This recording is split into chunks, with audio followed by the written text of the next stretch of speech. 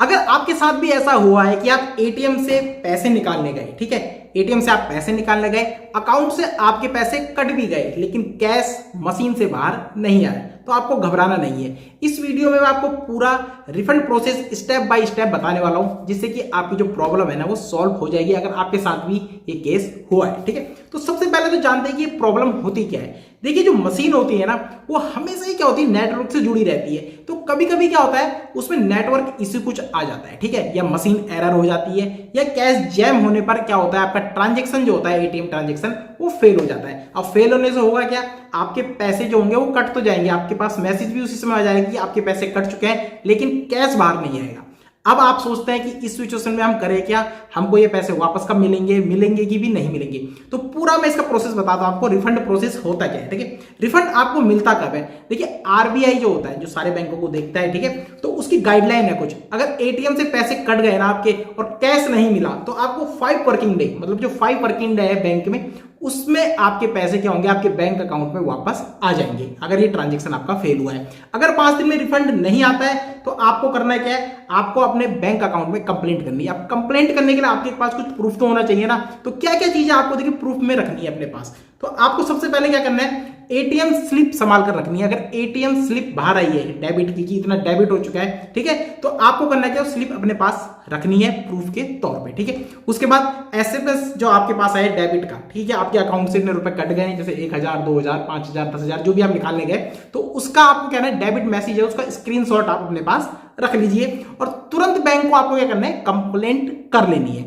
और आप कंप्लेंट कर सकते हैं कैसे, बैंक के कस्टमर केयर में आप देखिए कॉल करके कर सकते हैं, नेट बैंकिंग से कर सकते हैं, मोबाइल बैंकिंग में जो ऐप होती है ना मोबाइल बैंकिंग की, उसमें भी अवेलेबल रहती है, आप उससे भी यहाँ पर क्या कर सकते हैं, अपनी कंप्लेंट दर्ज करा सकते हैं। और ब्रांच में भी अपने जा सकते हैं, वहां भी आपकी प्रॉब्लम सुनी जाएगी और इसको आप देखिए कंप्लेंट दर्ज अपनी कर लीजिए। अब कंप्लेंट करते समय आपको क्या क्या चीजें बतानी है, ठीक है, अगर आप देखिए कस्टमर केयर में बात कर रहे हैं तो आपको ट्रांजैक्शन डेट बतानी है, जिस दिन आपने ट्रांजैक्शन करा ना, कि हमने इस दिन ट्रांजैक्शन करा और हमारे पैसे कट गए लेकिन हमको कैश नहीं मिला। ठीक है, आपको टाइम बताना है, किस टाइम पे हम गए थे, एटीएम लोकेशन बतानी है, किस एटीएम में किस लोकेशन पे हमने ये ट्रांजैक्शन करा था, अमाउंट आपको बताना है, कितना अमाउंट हमने यहाँ ट्रांजैक्शन करा था, जो 1000 है, 2000 है, 10000 है। उसके बाद लास्ट डिजिट ऑफ कार्ड, अपना एटीएम कार्ड है जो उसकी लास्ट 4 डिजिट भी आपको यहाँ पर बतानी पड़ेगी। ठीक है, अगर फिर भी आपको रिफंड ना मिले, इतनी चीजें आपने कर ली, कंप्लेंट भी कर ली, पैसा आपको वापस नहीं आया, तो 5 दिन के अगर जो होते हैं वर्किंग डे उसमें पैसा वापस नहीं आया, तो आप क्या करिए, रिटर्न कंप्लेंट करिए। आप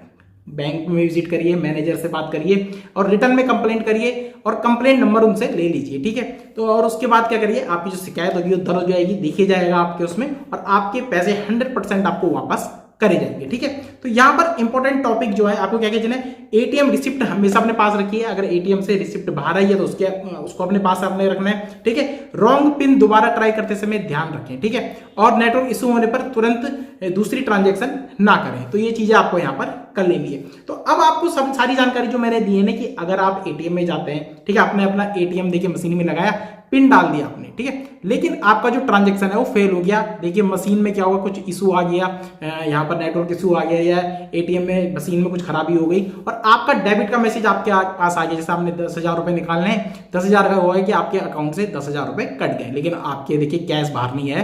तो यहाँ पर आपको घबराना नहीं है, जो जो चीजें मैंने आपको बताई है ना, आपको ध्यान से वो चीजें कर लेनी है और आपका पैसा जो होगा 4-5 दिन के अंदर रिफंड हो जाएगा। और कभी कभी ऐसा होता है, अगर नेटवर्क इशू हो रहा है ना, तो कुछ ही देखिए मिनट में आपका पैसा रिफंड भी आ जाता है। जैसे आपने देखा होगा, जैसे आपके पैसे कटेंगे उसी समय डेबिट का मैसेज आपके पास आएगा, और अगर नेटवर्क छोटा मोटा इशू होगा तो उसी समय अभी आपको रिफंड कर दिया जाता है। कई केस में ऐसा भी होता है, लेकिन अगर आपके केस में ऐसा हो रहा है कि रिफंड आपको नहीं मिला है, तो 4-5 दिन आप वेट करिए, पहले आसानी से आपका जो रिफंड होगा वो आ जाएगा। आपके पास 5 वर्किंग डे होने चाहिए बैंक के, ठीक है, मतलब 5 दिन जो बैंक है वो ओपन होना चाहिए, तो आपका क्या होगा, पैसा आसानी से वापस आ जाएगा। नहीं आता है, जो चीजें मैंने आपको बताई वो अपने पास रखिए आप, ठीक है, तो आपका जो क्या होगा, पैसा होगा ना, आपको 100% बैंक वापस करेगा। तो आई होप दोस्तों वीडियो आपको पसंद आया होगा। वीडियो पसंद आया तो वीडियो को लाइक जरूर करेगा और चैनल पर नए तो चैनल को सब्सक्राइब कर दीजिएगा। तो चलिए दोस्तों, मिलते हैं नई वीडियो में बहुत ही जल्द इजी टेक विद पंकज में।